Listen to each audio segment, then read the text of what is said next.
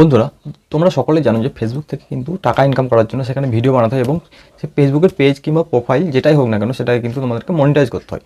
কিন্তু এরকম অনেকেই রয়েছে যাদের প্রোফাইল এবং পেজ সেখানে মনিটাইজেশন করতে গেলে সেখানে দেখা যাচ্ছে যে সেখানে লেখা উঠছে মনিটাইজেশন নট এলিজেবল কিংবা মনিটাইজেশন অ্যাট রিস্ক, এরকম দুটো লেখা কিন্তু উঠছে।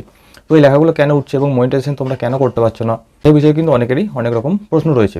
তো আজকের এই ভিডিওতে আমি তোমাদেরকে দেখাবো যে কীভাবে তোমরা এই প্রবলেমটা হলে কীভাবে সলভ করবে এবং কেন দেখাচ্ছে এই প্রবলেমটা। তো বন্ধুরা, তার জন্য কী করতে হবে, তার জন্য কিন্তু আমাদের ভিডিওটা সম্পূর্ণ লাস্ট অবধি মনোযোগ সহকারে দেখতে হবে এবং ভিডিও যদি ভালো লাগে অবশ্যই ভিডিওতে লাইক করে দিতে হবে। আর এরকম ইনফরমেটিভ ভিডিও আরও পরবর্তী দেখার জন্য অবশ্যই চ্যানেলটাকে সাবস্ক্রাইব করে রাখতে হবে। তো বন্ধুরা, চলো বেশি দেরি না করে তোমাদেরকে দেখিয়ে দেবো যে কীভাবে তোমরা এই প্রবলেমটা হলে সেটাকে সলভ করবে এবং এই প্রবলেমটা কেন হয়।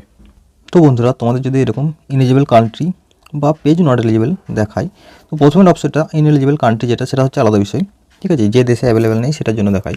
বাট নিচে যদি দেখায় পেজ নট এলিজিবল, এটার জন্য বুঝতে হবে তোমাদেরকে কী কারণে দেখাচ্ছে। তো বন্ধুরা দেখো, আগের সিস্টেম কিন্তু আলাদা রকম ছিল, ঠিক আছে। তো তোমাদেরকে 5000 ফলোয়ার্স এবং 60,000 মিনিট ওয়াচ টাইম কমপ্লিট করতে হতো এবং তোমরা সেটাকে এভাবে চেক করতে পারতে। বাট এখনকার সিস্টেম কিন্তু আলাদা। তো এখন যদি তোমরা এই মনিটাইজেশন ট্যাবে যাও, এখানে অনেক কিছু অপশন আছে, star, ad on reel, bonus এবং ইনস্ট্রিম অ্যাড। মূলত দুটো থেকেই বেশি রকম ইনকাম হয়, সেটা হচ্ছে ইনস্ট্রিম অ্যাড এবং অ্যাড অন স্টিল। তো ইনস্ট্রিম অ্যাড যদি আমরা দেখতে পেতে তোমরা যে এখানে দেখাতো যে তোমরা কতটা ফলোয়ার্স কমপ্লিট করলে এবং কতটা ওয়াচ টাইম কমপ্লিট করলে, বাট এখানে কিন্তু এখন আর সেরকম সিস্টেম নেই। তো তোমাদেরকে এখানে কী করতে হবে, আই এম ইন্টারেস্ট করে কিন্তু সাবমিট রিকোয়েস্ট করতে হবে। ফেসবুকের কাছে কিন্তু তোমাদের কাছে রিকোয়েস্ট যাবে, ঠিক আছে, এবং সেটা কিন্তু ফেসবুক তোমাদের পেজকে রিভিউ করে দেখবে। যদি তোমরা এলিজিবল হও তাহলে কিন্তু তোমরা ফেসবুক কিন্তু তোমাদের পেজে সেই অ্যাড অন রিলস অপশন বা ইনস্ট্রিম অ্যাড অপশন কিন্তু অন করে দেবে।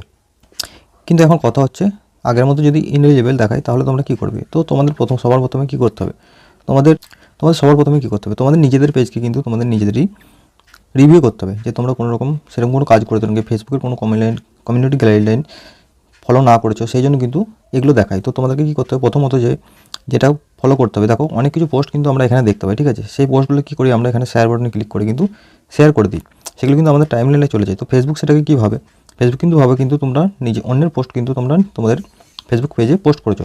তো সেক্ষেত্রে কিন্তু ফেসবুক ভাবে এটা কপিরাইট কন্টেন্ট। তো এক্ষেত্রে তোমাদের কী করতে হবে, তোমরা যদি সেরকম কোনো পোস্ট, কারোর পোস্ট যদি তোমরা শেয়ার করে থাকো, সেই সমস্ত পোস্ট কিন্তু তোমাদেরকে তোমাদের টাইমলাইন থেকে সমস্ত পোস্টকে কিন্তু প্রোফাইল থেকে রিমুভ করতে হবে।